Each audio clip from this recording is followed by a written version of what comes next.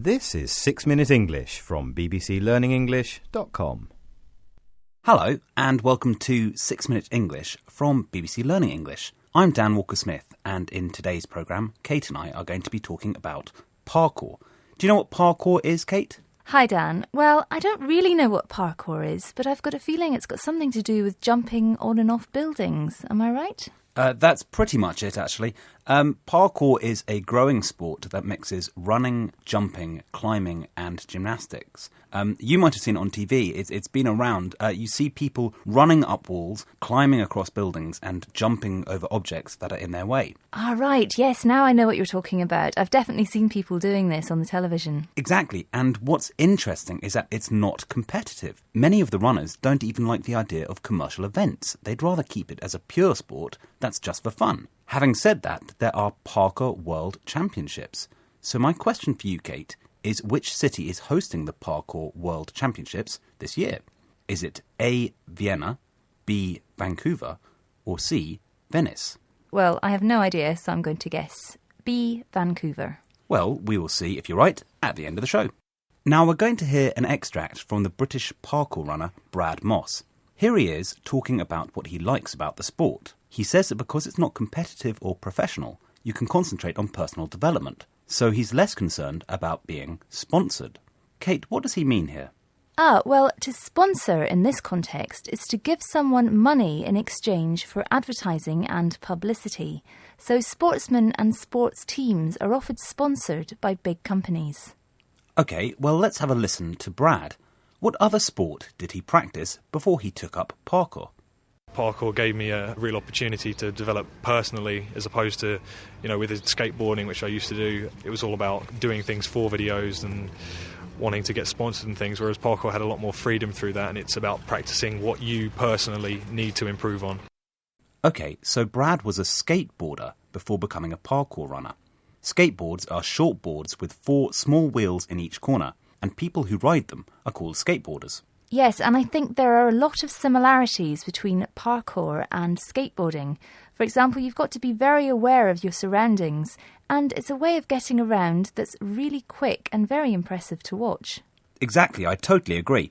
Let's hear from Brad again as he talks about his favourite sort of areas to practice parkour. He uses the word dense. So what's he saying here, Kate? Well, the word dense means to be made up of or containing a lot of things. So if an area is dense with people, for example, then there are a lot of people in that area. OK, let's listen to the clip and see if you can spot the ways that Brad gets around objects. I enjoy spaces where there's lots of dense things and where I can move, go under, over, between, ways of moving that challenge me directly. I do enjoy developing creative movement, but not to the extent of doing stunts and acrobatics. So using parkour, Brad goes under, over and between the objects in his path. But he says he doesn't do many stunts or acrobatics. What do these words mean, Kate? Well, a stunt is a dangerous action which you might do to entertain someone. So there are lots of stunts in action films, for example. And acrobatics is another word for gymnastics. It's using your body to make skillful movements with lots of jumps and twists. Parkour that uses a lot of stunts and acrobatics is known as free running. Let's listen now to a British free runner talking about her first experience of the sport. There's a couple of interesting words here, Kate, so I was wondering if you wouldn't mind explaining them. Sure, no problem. OK, well, what does she mean when she describes her first class as insane? OK, well, insane usually means mad or crazy, but what she probably means here is that the first class was very hard and there were lots of ridiculous moves. And she also says there was a positive atmosphere. What does she mean there, Kate? Well, atmosphere here is the feeling that a place gives you, so that when she says that there was a positive atmosphere, she means that there was a good feeling in the class. OK, let's listen to her talking about her first experience of free running. What effect did the class have on her? I had an insane first class where in the first 10 minutes we were just looking at each other going, oh my God, this is impossible, I can't expect us to do this. But it was fun and it was a really positive atmosphere and I just got hooked. She says she was hooked after her first class. Hooked is an informal word meaning addicted. People usually talk about being hooked on drugs or on cigarettes, but here she says she was hooked on free running. Does free running or parkour sound like something you'd like to try, Kate?